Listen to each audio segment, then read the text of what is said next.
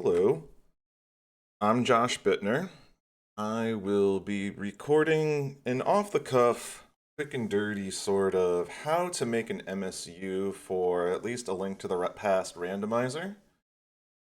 This will not really tell you how to install the program and get it set up. This is going to have to assume some base working knowledge of computers in terms of being able to install files and things like that. So when everything is installed, you are greeted at this screen with the MSU Scripter. I'm using version 4.2.0. So if you haven't done any work before, one thing I would recommend is to right off the hop, make a folder on your computer somewhere. I have it through my desktop, but it's kind of like your kind of current projects might look something like this. Of course, I have some completed ones that I've already done, but yeah, this just helps. Like for instance, in a completed one, let's just say a lot of people like the Final Fantasy Record Keeper one. That's one that I did a ton of work on. So actually, no, it'd be better if something cleaner looking would be like Dimensions. Okay. So I have the songs, or rather, Dynasty Warriors. Okay, that came on 2 discs, right? And so all the songs are in a folder here for disc 1, and then there's disc 2. So this just helps you have all of your audio in one location. You don't have to do this, but I find it makes life a lot easier because then that way when you're in your in progress folder, as you're working on it, it's going to start creating the audio files that the Super Nintendo would read. So I mean, for the one I'll be working on today for a little bit, so I started a little bit of work on this pack, and it already made some of the files that would be eventually used. So it's just useful to have a folder here. Keeps you organized. Now, so when you're in the program, you're like, what do? So first you would have to pick your MSU type. We're going to select a link to the past, but the program supports a lot of SNES games.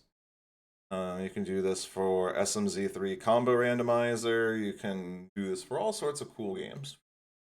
And yeah, so for making a new one, you would select MSU type, then you'll select the path, and you would select a folder to work in. So I would, in my case, I would select in here, and then you would have to put in your file name.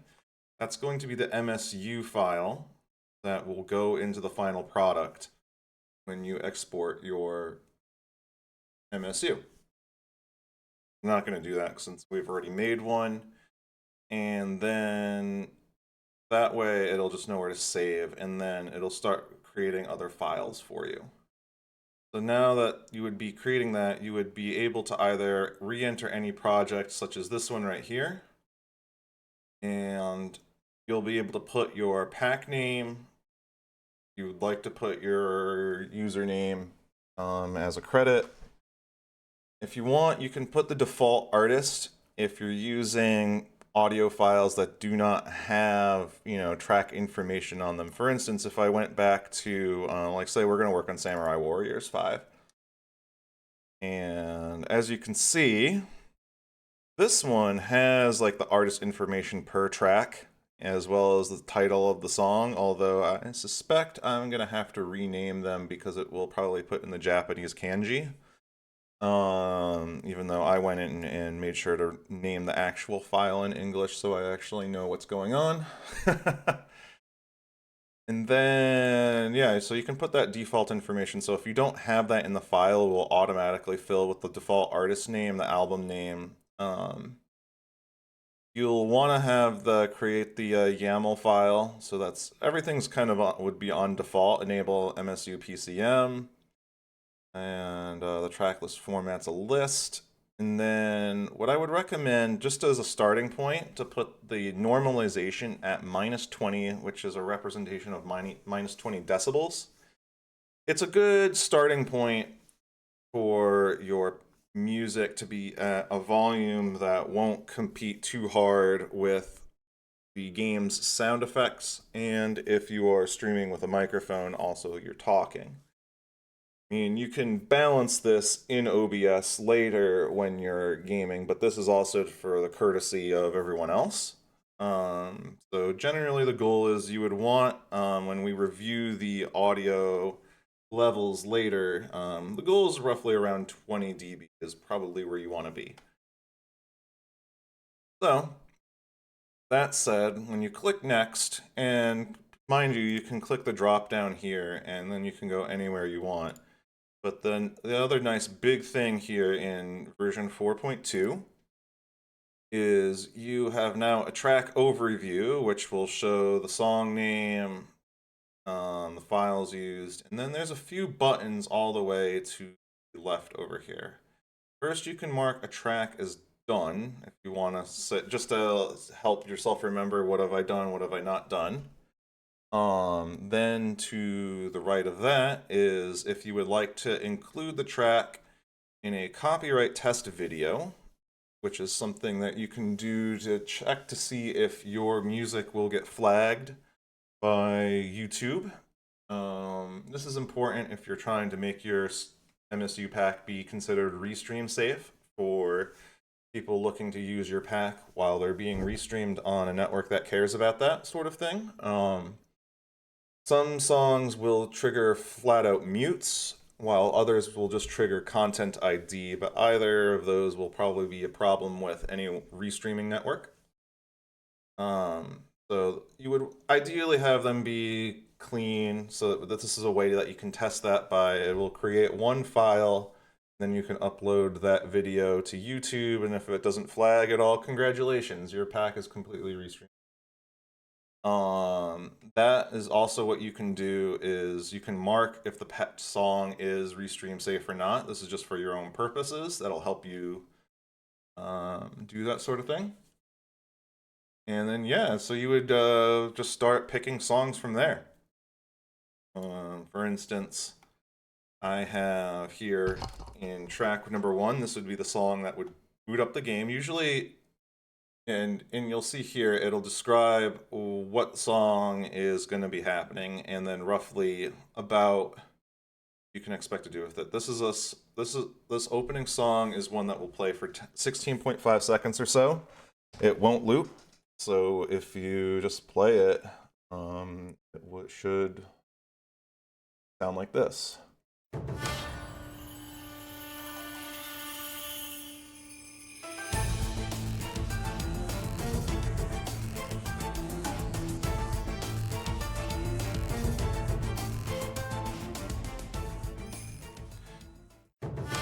And it's going to loop if you're doing this. I can mark this as finished because I was quite happy about this. So as you can see, because this file already had some names attached to it, you know, it had that information it filled in for me here, so I didn't have to do that. I haven't messed with the normalization yet, so this is a value that's pretty important. So with the default normalization of 20 decibels, if you say if the song is now too quiet, you can change the normalization value. It will override that default normalization. So if this is too quiet, you can say I could put -18, or if it's too loud comparatively to other tracks, you could put like -22. You know, this is to taste. Other useful buttons are going to be, you can trim the silence at the start of a track. And then there are some things that we're going to be able to do. Since this was a simple track that doesn't loop, there's really not much to it. These times that are shown here, these are in samples. And that is something that you can really look up in Audacity, which is another program I would recommend downloading. And I'll actually load this song back in so you can see how I got that final time. I'm using an old version just because I'm familiar with it. So if I load the song in like so, it obviously, you can see the very blank piece here at the front, and that's being cut automatically for you if you do trim start. But since we know this is only going to be 16.5 seconds, like how you would want to be able to put in an end time on this. So I believe, what was it? It was 750, which makes it safely assumed to be from about the half-second mark here to 17 is about 16.5 seconds. And that's fine. And then what you would want to do, since obviously this song goes way longer than 16.5 seconds, if you don't want it to abruptly cut off, a trick that you can do is put in a fade out. And this is kind of just a taste. So as you might have heard from the very start, it should start to fade out a few seconds before 16 seconds here.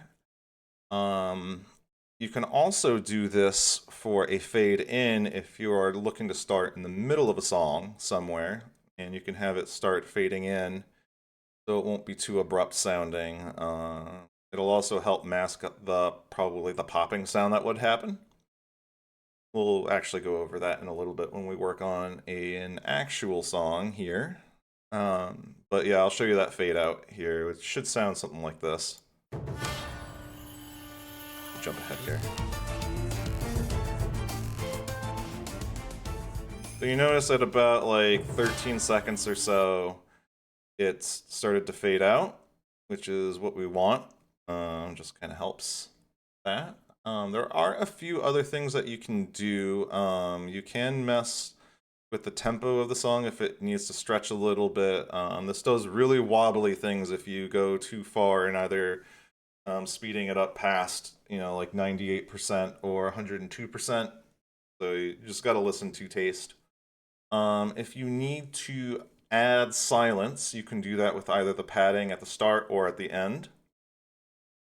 That's like to say if you have like a 12-second song that you really like, or song sample that you'd really like to use, and you got to get to 16 seconds, so you can add some silence at the end, and you would have to put that in sample format too. And I showed kind of like how you would do this in Audacity is by you would be looking at the sample number at the selection, and that should get you started with something like that, with like a non-looping track. Now let's see, what did I actually work on? Okay, I believe opening story credits. No, that doesn't loop. Trying to see if I've done any songs where they do not loop. This is a little bit off the cuff. I apologize. This is going to be a little bit rambly. So let's, why don't we pick a song together? Why don't we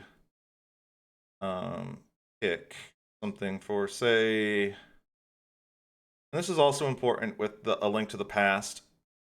Your first 34 tracks are going to be the ones that the game is expecting to have.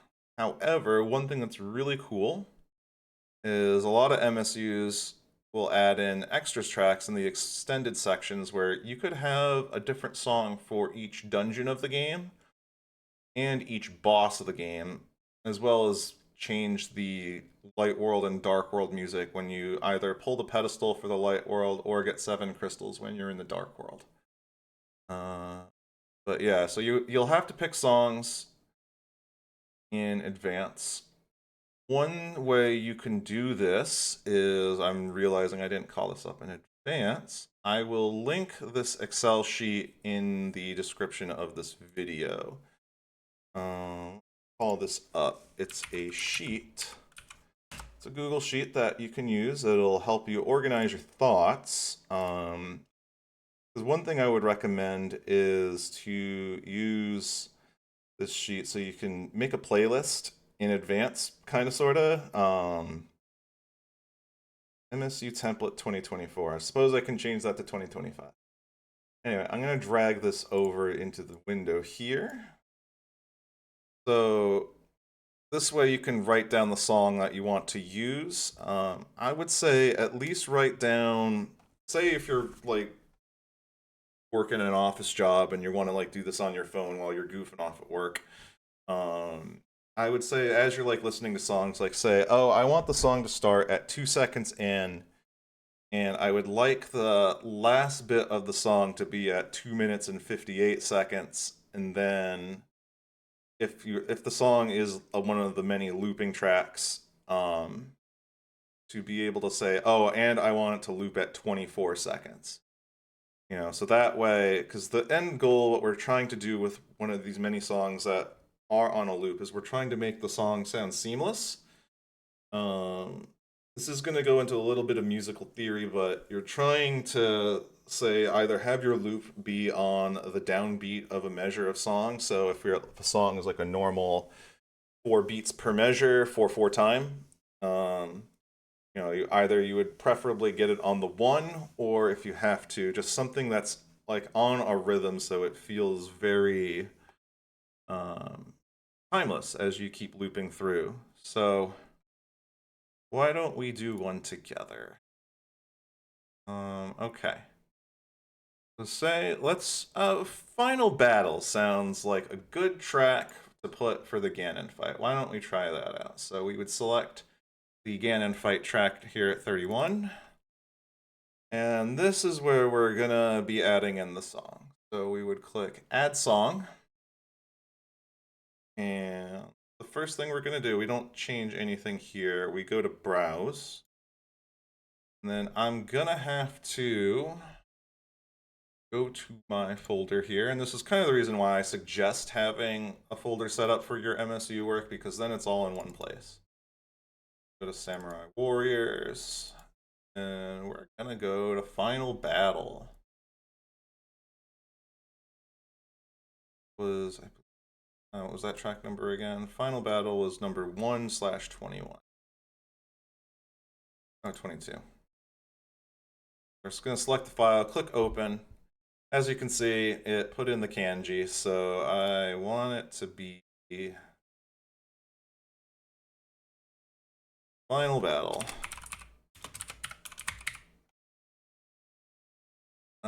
Okay, so we're going to be we can do this one of two ways. I would highly, highly recommend to download and run the PyMusicLooper. It will make looping a lot easier for you. So that will be something that we can do this time, and then I will show you how to do a manual loop in case the music looper does not give you a good loop or doesn't give you the loop that you want that you have in your head. A lot of game soundtracks, when they release a version for you to listen to, on your streaming app, on CD, or what have you, they'll typically play through the song twice, and then on the start of a third time through, they will apply a gradual fade out. Then all you really have to do is find a looping point that is somewhere in the second time through the song. And what'll happen is it will find the loop halfway through or somewhere in the second half of the song, and then kick it back in the loop to set the looping point at the same point in the first time through the song. So you'll hear the intro of the song when you first get into the location, so say the final battle. But then it'll just keep looping. When it gets to the end point that you set, it will kick to the loop point and loop forever. So what we're gonna do is we're gonna trim the start. So it seems like it trimmed about a half a second or so. And then we're simply just gonna click the Run PyMusicLooper. And this just uses AI or whatever. Just scans the song, it's gonna think about it. And it takes about 10 seconds, so it's generated a whole bunch of loops. So it'll tell you some points where it's going to start the loop and end the loop. Like a lot of them are about 44 seconds, and then there's this one randomly that's about 2 minutes. Curiosity, how long is this song? That would be good to know. I would suggest also in your folders to show the song length. So this song is 2 minutes and 16 seconds. So, okay. Then there's the preview buttons here next to the play icons. Right now, if I click on select loop point to be the one that I want, it would be the one that has the blue dot next to it. So let's take a listen to that. What we're going to be listening for with this loop is to make sure that we don't have a nasty popping sound in our ears, because the loop that was selected didn't get a sample point on the file where the waves are bridged. And I'll actually show you what that looks like, because I think this is best as an object lesson. Let's actually load in Final Battle. So we'll put this here. So this is what the waveform looks like. This is kind of a visual representation of the audio wave of the song. But what we're looking for is when we zoom in really tight, when we're selecting a loop point, our goal is we would want to pick a spot. I don't know what this is, by the way. I'm just selecting one just to show you a visual representation here. On the waveform, you're going to want to select something that's very close to this middle line as your loop point if you have to do one manually, because then that way you're probably not going to get a popping sound. It will sound like it'll just be a pop in your ears, and it's not pleasant for a listener, especially if it's going to be looping over and over again. You know, there'll be a pop every single time it hits that loop point. Let's take a listen and see if we don't get one with a nasty pop.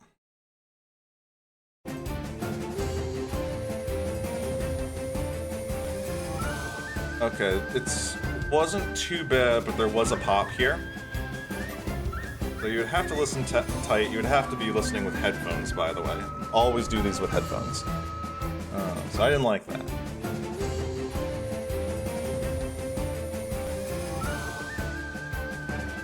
So then we're going to try this next one.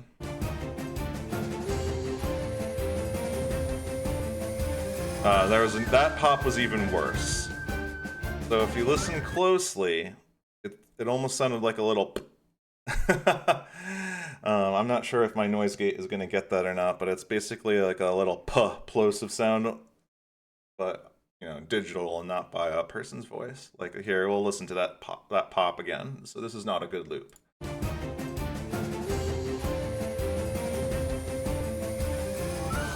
It also kind of glitched with the held vocal there, so we didn't like that. Let's try this one out.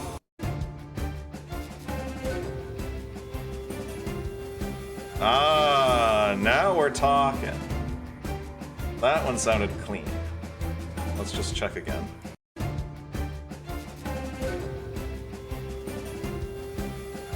So you kind of could hear the flute being held through the loop there, and it sounded nice and clean, as if it was, you know, not being warped back to early into the song. So we like that.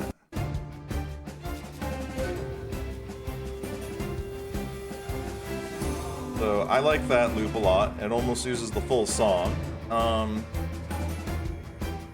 That's fine if you want to use the full song, especially if you know your songs and there's differences in like different points of the song. So say if it is being looped through 2 times in a song, but it does some variations in the second playthrough, you know, maybe you want to have that captured, so then you would want to pick a longer loop. So this loop point makes me very happy. And it wrote down the start and the end points for you. So that is how you would use this for the MusicLooper. So now let's try to do another song, and then of course you can click to save your work.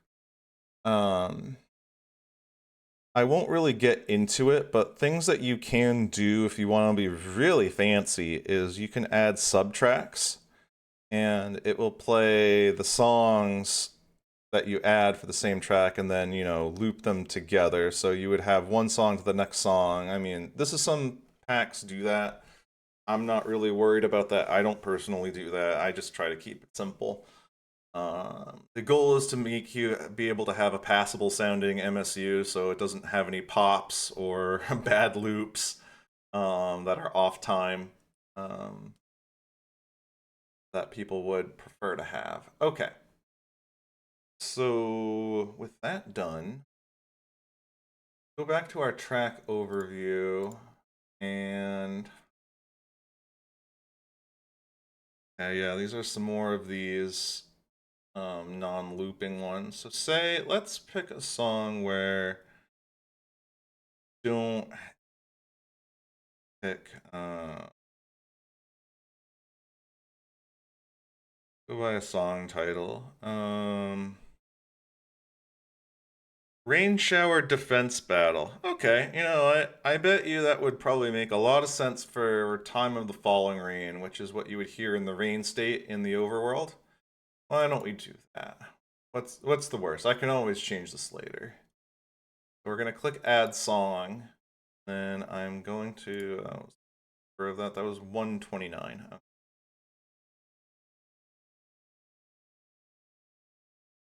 Okay, so we're not going to do a trim start. So if you can't get a loop, or if you can't get PyMusicLooper to work on your machine, then you're going to have to do it the old-fashioned way. The bad old days for some of the veterans of making MSU packs that make it a lot more tedious. At least you don't have to create the JSON file. The MSU scripter will do that for you. We're going to load this in, and then we're going to take a look for a looping point. Take a listen.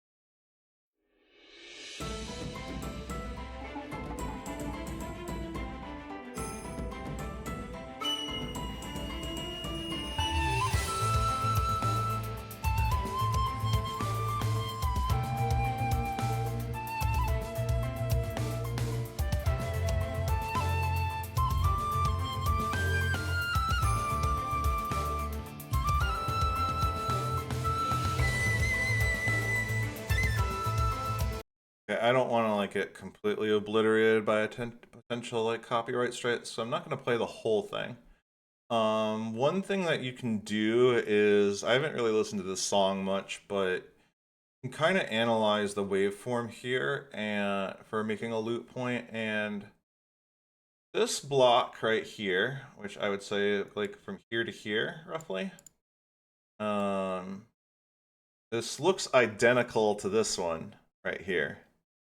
So I think we're probably going to be able to find a loop point somewhere in there that might work. So what's happening here at the beginning is I think this is when the band kicks in.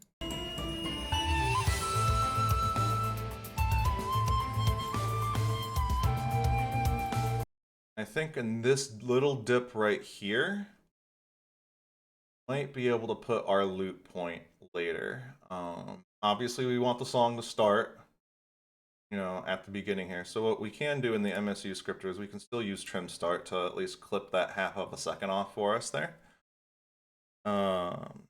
Then we want the song to probably end. Let's just check the end over here.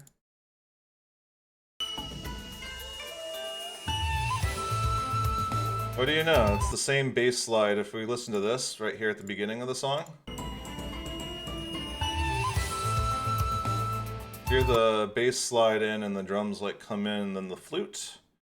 Let's jump right over here. It's like kind of fading out, and then suddenly we're probably going to get that same re-intro.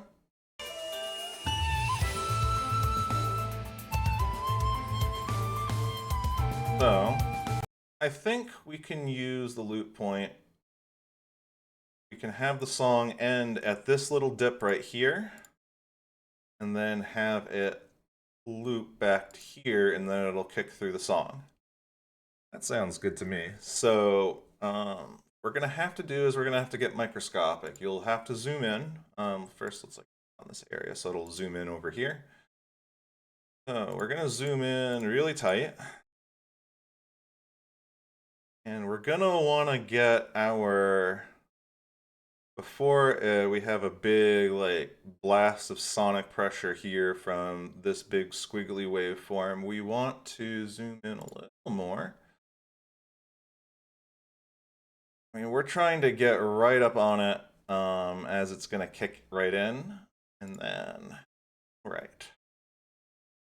I will select. And this is going to go back to what I said earlier, you know, when I was trying to explain the concept of what we're doing here in terms of the waveform. We're trying to find a spot where the stereo audio is going to be at this midpoint so that we don't get a pop.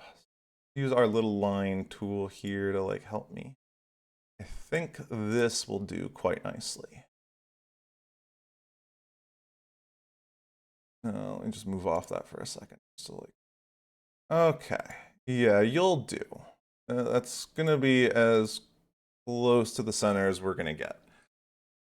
So what you're gonna do is when you at the bottom here, depending on your version of Audacity, I've just never updated mine because this does what I want it to do. I'm not actively trying to record music with this. I use a different program for that. So it shows the sample number right here. So we're gonna have to remember 5,161,935 as that sample number. In fact, let me minimize this a little bit so I can write that down. So this is where we want the song to end. So at 5,161,935. And then now we need to tell it where to loop to, because as it stands right now, it's not going to loop and it won't work. We need it to loop. So we need to zoom out here just to like make sure this is like pretty much right on.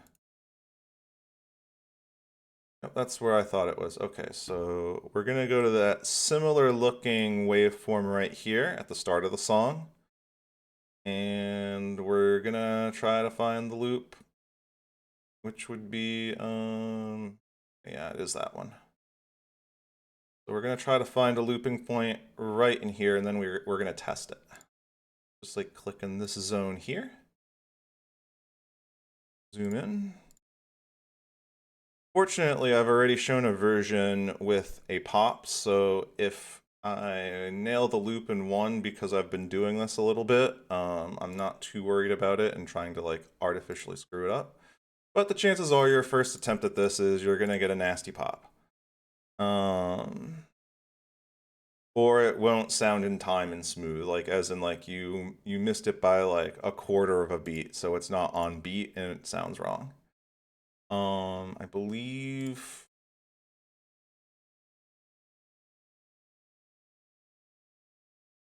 pretty close. So the slide is a little different looking here, but we're gonna give this a go.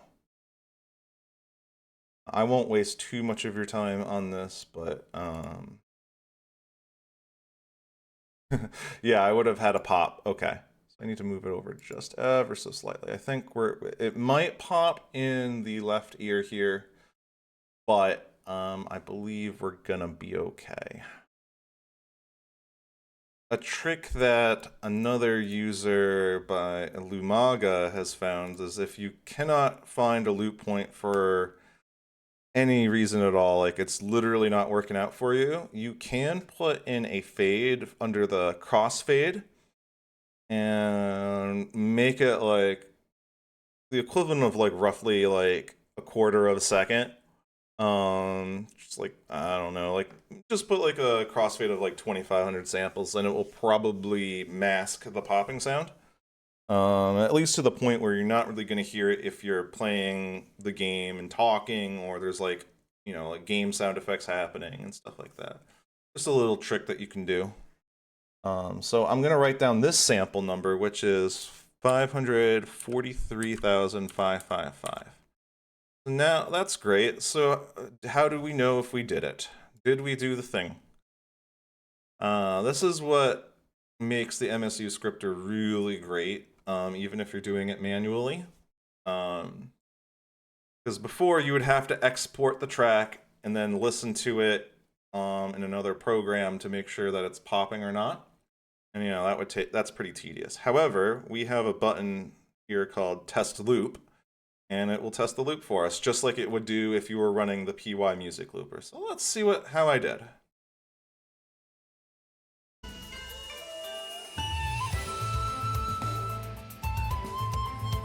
I think I got it. Okay. Let me listen a little closer.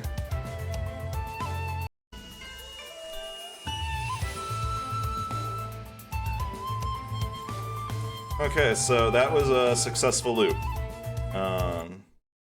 As you can hear, there was no pops. So I'm quite happy with that. But I want to see if I can trigger a pop for you. Why don't I'm gonna just take a quick screen cap just to make sure that I really want to highlight if you really beef it. So let's change, let's like advance this by say like 400 samples. Now if I do it, there should be a pop or it's gonna be off beat.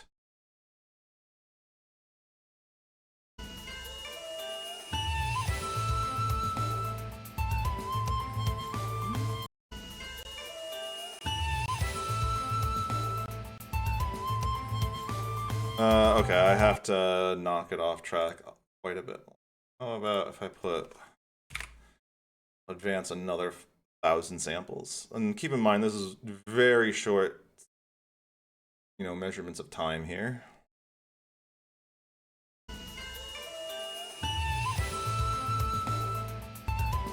Ah, there we go.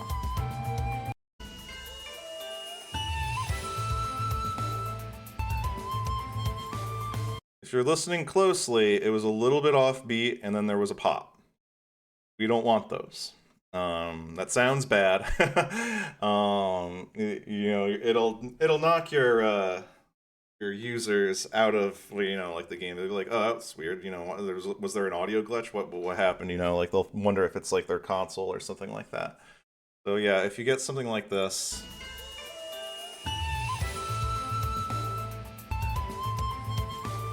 Or how about I make it even worse? Let's put like another 1,000 samples on it. Because what you're trying to do when you're doing a manual loop or making any loop at all is you want it to really just be, very seamless in the beats. And I'll clap this out for you or count it out when I restore it back to the correct number here.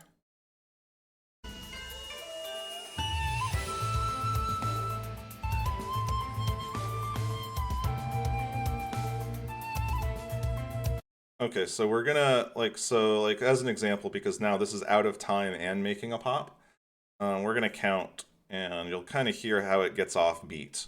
So if you're listening and counting with me, it'll be like, tempo's about like 1, 2, 3, 4, 1, 2, 3, 4. Be like something like this. 1, 2, 3, 4, 1, 2, 3. And because I advanced it too far, it looped not directly on the downbeat of a 1, and it sounded really weird and off kilter and all that. And we're not like doing a song in an odd time signature or anything like that.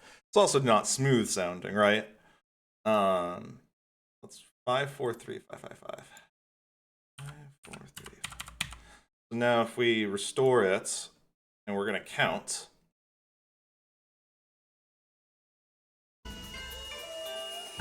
1, 2, 3, 4, 1, 2, 4.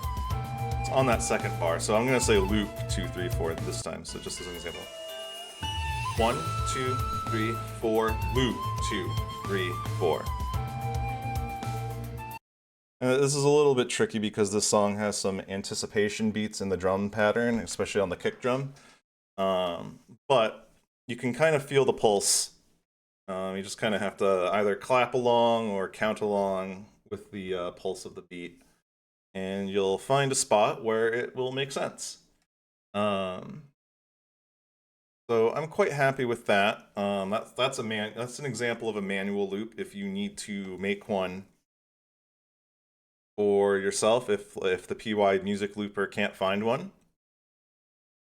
The other piece of advice that you can do is say you are using a song that has no obvious loop points in it, and you kind of just want it to play through the whole song and then kick back to the start. You can do that.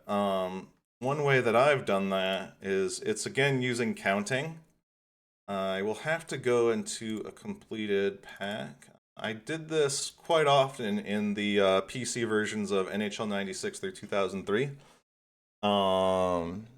Like for instance, I know in 97, oh, I have to go into the.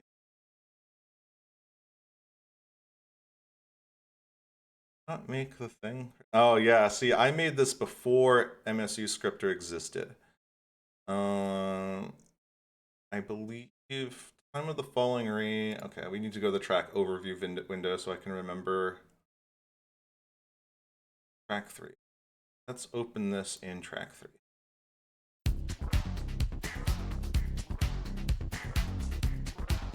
This is from NHL 97, lots of industrial metal. But this is just like a song, right?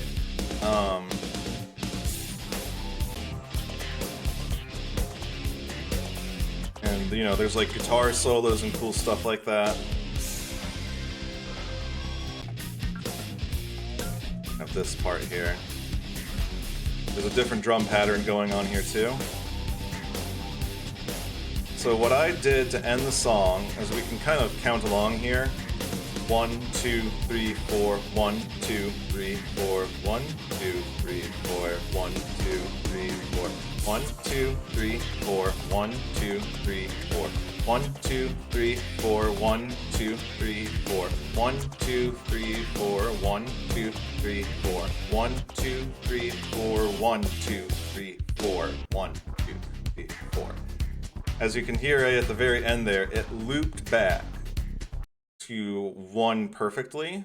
How I did that was the end of the song, but what I added was a pause by using the padded time that you can do right here in the padding section here, because there was a pause, but I wanted to make sure that when the song looped back to the very beginning of the file, which the music player won't really show here, you know, because if I click play, well, let me warp this back.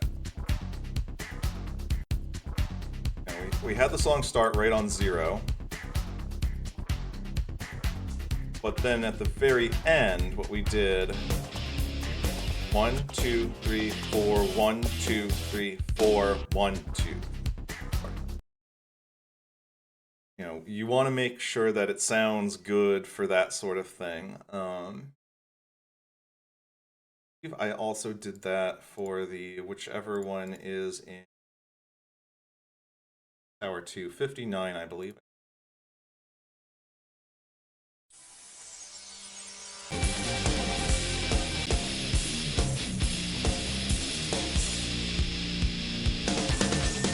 Yeah, so similar thing going on here.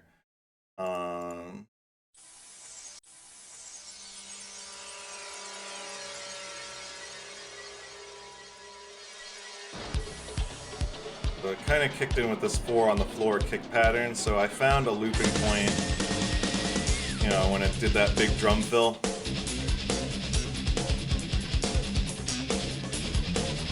So just to warp you back here.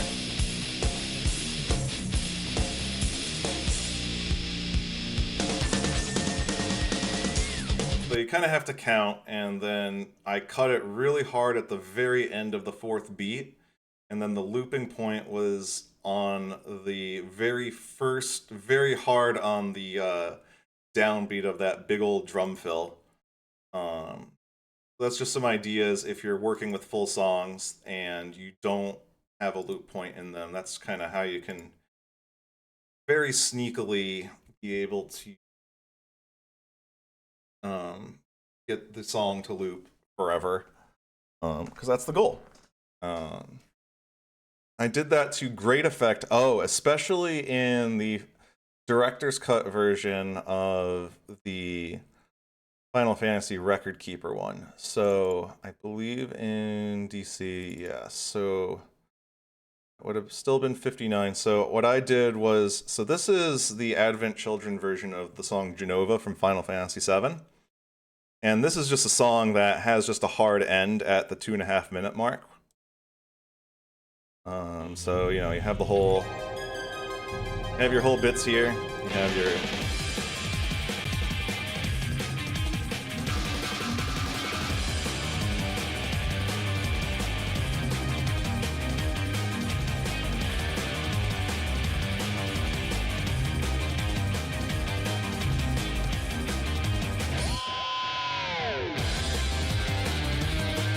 so the song's going to be playing. And now when you get to the end,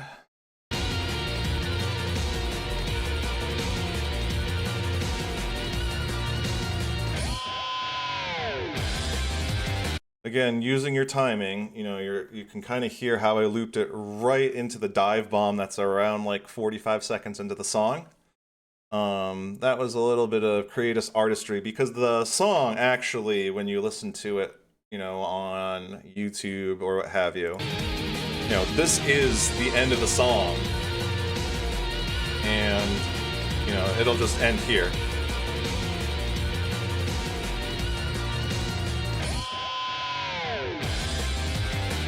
But instead of letting it, you know, like cut there, I found a way to mix in the dive bomb by putting it at the perfect, you know, sample timing. That's by using, you know, Audacities and then finding the exact sample to where it sounded like it would not pop or be off time. That's kind of like the ultimate example of really forcing something to fit, but you can do that. You just got to use your ears. If you're not sure, you know, maybe ask a friend what they think about how that worked. Yeah, it's kind of like a run through. I know I rambled on for 45 minutes. Something like that. It shows on the timer there. 46:55 on the button right now. I know there's no cuts, anything like that. I'm thinking of other tips and tricks to go through on that front. Talked about finding the sample numbers for the, you know, for either the end of a specifically lengthed song that does not loop. We went over a song that does loop by using the looper. If you do it again, don't worry, you can click override loop data. It will not remove anything unless you click select loop point to overwrite it. If you do this and then you hit close, you still keep your data. So what you can do before we kind of close on out, so say you've done the thing. You've got all of your songs, all of your loops. You think it sounds great. One thing that you can do in the track overview is you can do an audio analysis, and it will do an audio analysis of all of your work. And if you click the button, it will show you the average volume of the songs and the very peaks. So if there's like a really heavy 808 kick drum in your song that makes a big old boom, that's probably going to be the peak volume of the song, something like that. Probably it's going to be something really percussive or something like a really sharp stab from like an orchestral section. That might trigger that. But we want our average volume to be roughly around, say, minus 20 to 22 is what I usually go for. Other people might have different opinions on this, but 25 does start to get a little bit quiet. As long as your peak volume doesn't really get below like -8. So this might be a little bit tricky on some of this, where although this is where you, again, also use your ears, because maybe sometimes the peak volume isn't something that's really a big deal that's like gonna really destroy someone's eardrums. So maybe if you want, like say this one is a -25, that's a little concerning. So maybe I might want to go into that track, and since we have the default set to -20, maybe we would want to put a -19 here and normalizing. Save that, and then I'm gonna analyze the file again and then see what happens to that first track. Okay, so we went from like 25.5 to like 24.2, and the peak volume is still at a little over 10. Might be able, let's try one more lower. And this is the opposite would be true if say like the average volume was like minus 17 anyway. The minus 20 will probably make it very hard to go under that. Let's try minus 18. We're gonna do audio analysis. Okay, so we're at 23, so this is probably going to be a little bit better. Minus 9.5, I think, is going to be okay. But we're going to have to do a quick listen and see how it turned out.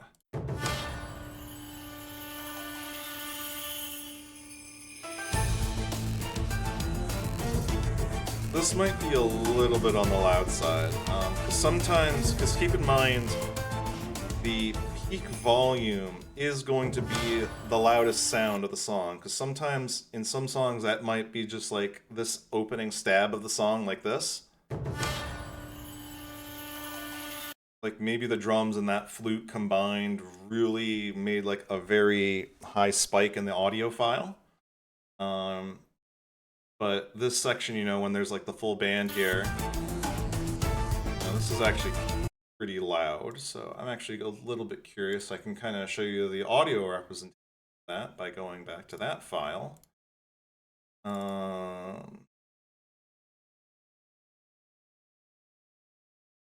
it's done. Okay, so yes, since we're really only talking about from here to about here or so, we can do a quick little audio analysis of this. And take a look. So yes, we do have a big old stab right here at the 1 second mark. That's probably when the flute does a big push of air. But there's also a big boom right here and also one here. So that's probably when the band kicks in. That's when the bass really drops in. Okay, so that track might be too loud. So in that case, maybe we're just going to put it at minus 19. And that way it's not too quiet, but also the big explosion of sounds won't like destroy someone's eardrums. So 24.2 and 10.4, that's acceptable. Mainly because, like your peak volume at 10 is still not going to be overpowering. I'll have to take a look at this 8.2 at track number 29. But that's problems for future. I think we've gone over everything that kind of you would be doing to get to a decent sounding MSU. Trying to go over in review things like using the looper to make sure that you can pick a loop that does what you want it to do and doesn't cause any pops or sounds off time. Sometimes the looper gets a little weird, but hopefully it finds you something like I showed off. We also went over, of course, how to manually make a loop.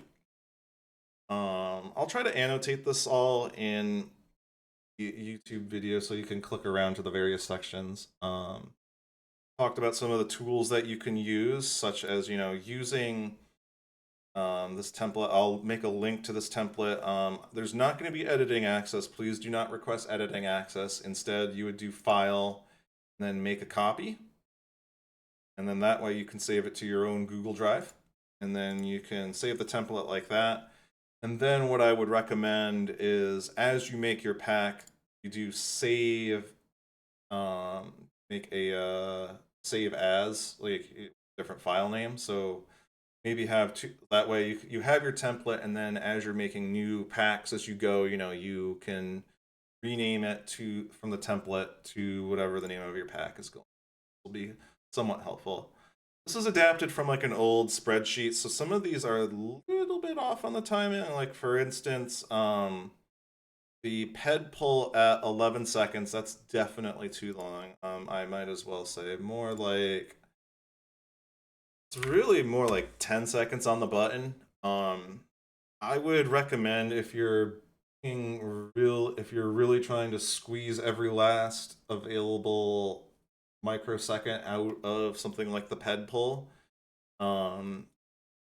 use an emulator version and like load in the MSU into, you know, like the game file and all that, and then make a save state right before pulling the pedestal.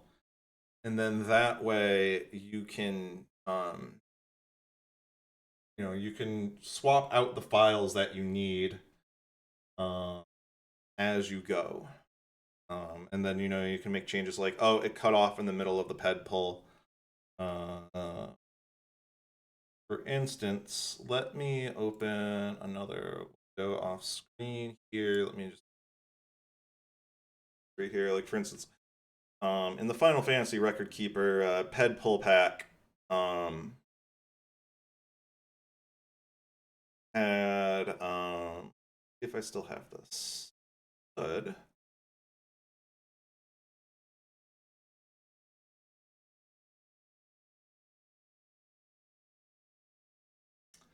Bear with me a second. Or did I just do these as videos in Discord? And it appears that I did this.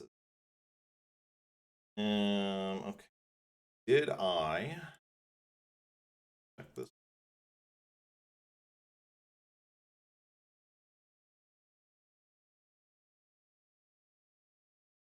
Bear with me.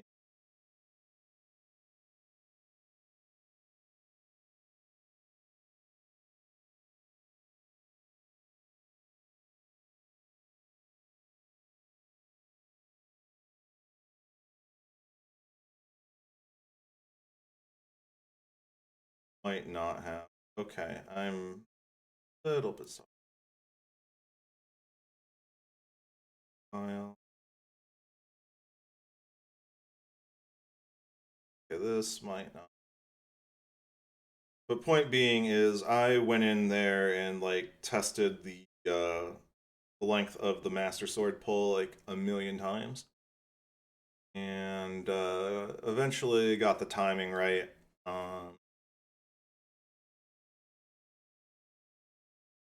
Realistic.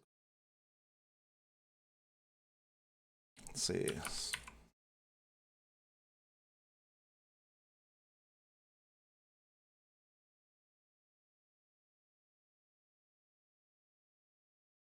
Yeah.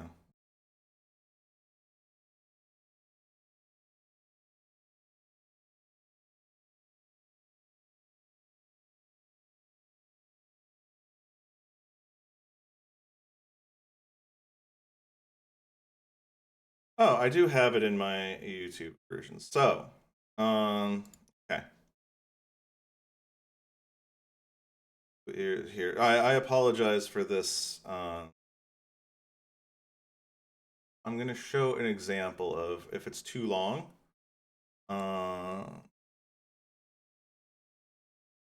Okay. Of course, this was for testing. All right. So, for instance, like we're going to show this off.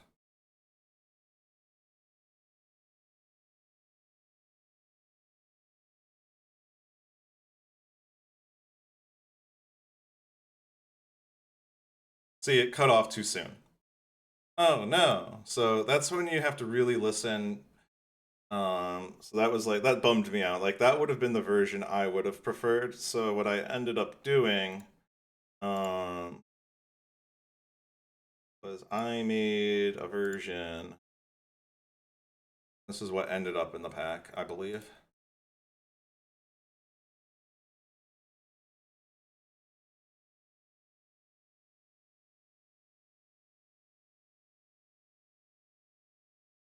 As you can hear, the fanfare actually got to finish and didn't get cut off in the middle.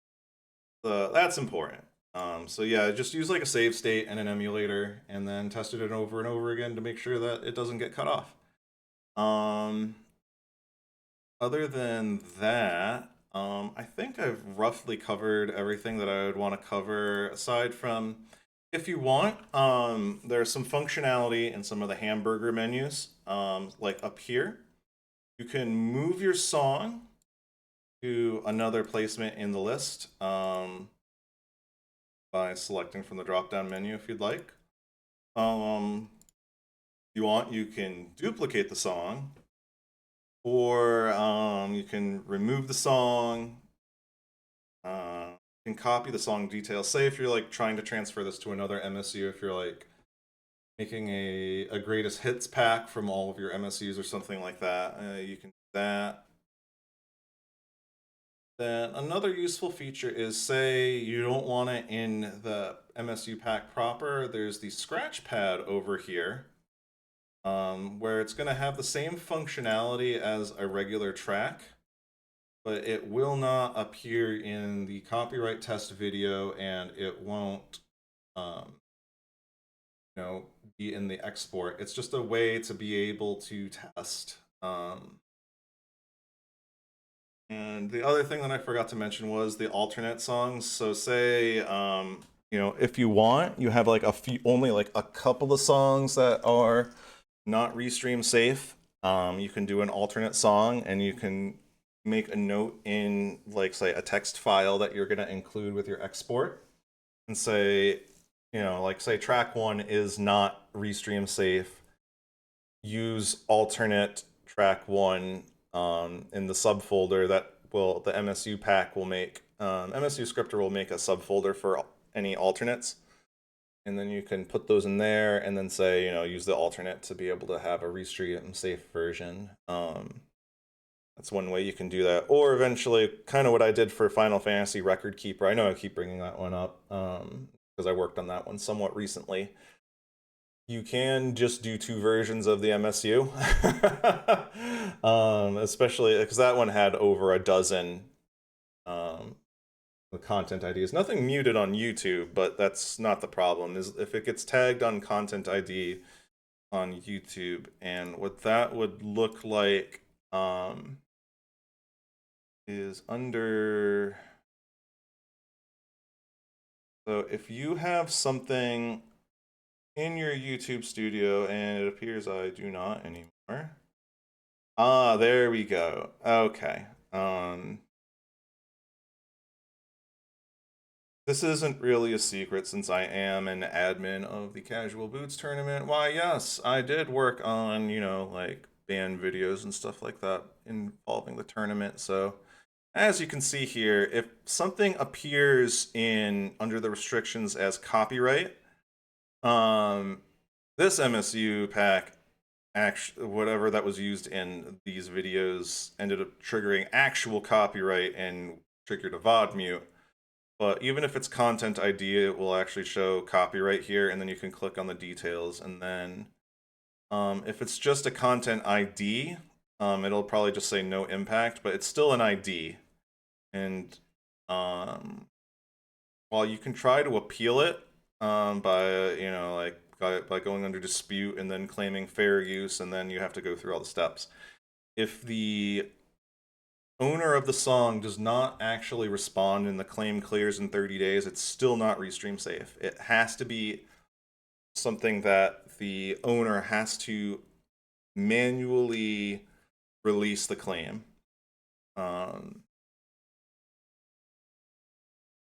Yeah, so okay, so this was probably like a Dragon Ball Z pack, something that was used somewhere, and yeah, like Chala Head Chalab from Dragon Ball Z is definitely gonna get giga hammered. Okay. So yeah, that's that overall little process there too, and just to like when you're testing a video upload to see if anything gets triggered on copyright for YouTube. You also have to upload this to YouTube, and I'm sorry, to Twitch as well. Twitch restrictions are usually a lot easier, and you probably will not trigger copyright, but it might. But all right. Wow, I've gone for over an hour. I hope y'all found this helpful. I know this was a bit rambly, and maybe you listened to parts of this at 1.5 speed or something. And yeah, hope you all have a great day. Not really much of a YouTuber here, so I'm not gonna say like and subscribe. Although if you want to do hashtag engagement, you can do meaningful discussion or tell me I'm a friggin' idiot. in the comments if there's like any other tips and tricks that you would suggest. Which, by the way, is how YouTubers try to get you to comment and do engagement. So boost algorithm is they're always like, "What do you think? Talk about it. Like talk about it in the comments below and let's chat." It's all engagement bait. Anyway, I think that should do it. And I hope you all learned something today. You can make some good music packs. There's a lot of great resources out there. And yeah, take care of yourselves.